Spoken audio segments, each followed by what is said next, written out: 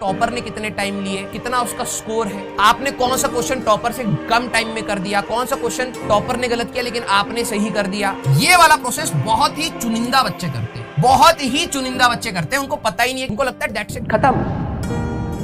आप अपने कंपटीशन में अभी भी खड़े रह सकते हैं। अगर आपको डाउट हो रहा है कि क्या मैं ऐसा कर रहा हूं तो इससे आएगा रैंक, नहीं आएगा, या फिर मेरी तैयारी सही डायरेक्शन में है या नहीं, मैं आज आपके लिए, आज मैं सोच ही रहा था कि मैं आप सभी लोगों को बताऊं कि कई बच्चे शायद प्रिपरेशन को क्या समझते हैं ना, लेक्चर देखा, लेक्चर आपने कंप्लीट कर लिया, कई बच्चे इसको भी कंप्लीट नहीं करते। आपने लेक्चर कंप्लीट किया, इसका अगला स्टेप होता है आपने डीपीपी करी। अगर आपके पास डीपीपी करने के बाद थोड़ा सा टाइम है तो आपने अपने पीवाईक्यूज लगाए। फिर भी अगर आपके पास अपना टाइम है, ध्यान से समझना, अपना टाइम है, ये एक्स्ट्रा टाइम का है, तो आपने HCV और लगाने के लिए कोशिश कर ली। कई बच्चे यहां तक भी नहीं पहुंच पाते, कई बच्चे इस प्रोसेस में यहां तक भी नहीं पहुंच पाते। एक्चुअली उनको लगता है यही है हमारी पूरी प्रिपरेशन का प्रोसेस, लेकिन नहीं। अगला प्रोसेस आता है जो मेन है, दैट इज टेस्ट। कई बच्चे यहां पर खत्म हो गए, कई बच्चों ने ये नहीं करा, कई बच्चों ने ये नहीं करा, ये भी बहुत कम। ये आगे जैसे जैसे बढ़ते जाओगे रेशियो कम होता जाता है। और यहाँ पर जब टेस्ट आता है, कई बच्चों को लगता है टेस्ट दे दिया दैट्स इट, खत्म। नहीं बेटा,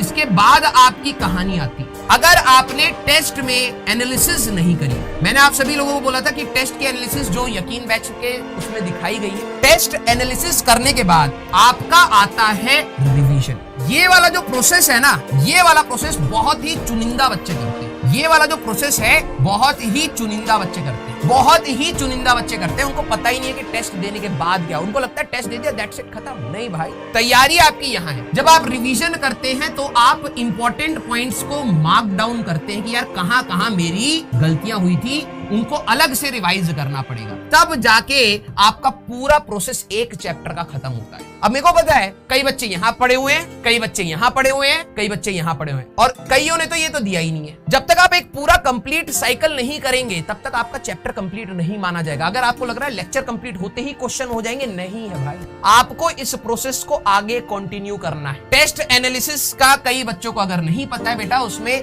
कि जब आप टेस्ट देते हैं तो कौन सा क्वेश्चन में ज्यादा टाइम लगा, किस में कम लगा, टॉपर ने कितने टाइम लिए, कितने क्वेश्चन अटेम्प्ट किए, कितना उसका स्कोर है, आपने कौन सा क्वेश्चन टॉपर से कम टाइम में कर दिया, कौन सा क्वेश्चन टॉपर ने गलत किया लेकिन आपने सही कर दिया। फिजिक्स में कौन कौन से चैप्टर से क्वेश्चन थे, कौन कौन से सब टॉपिक से क्वेश्चन थे, आपका कौन सा टॉपिक वीक है जिसको क्वेश्चन आपने गलत किए।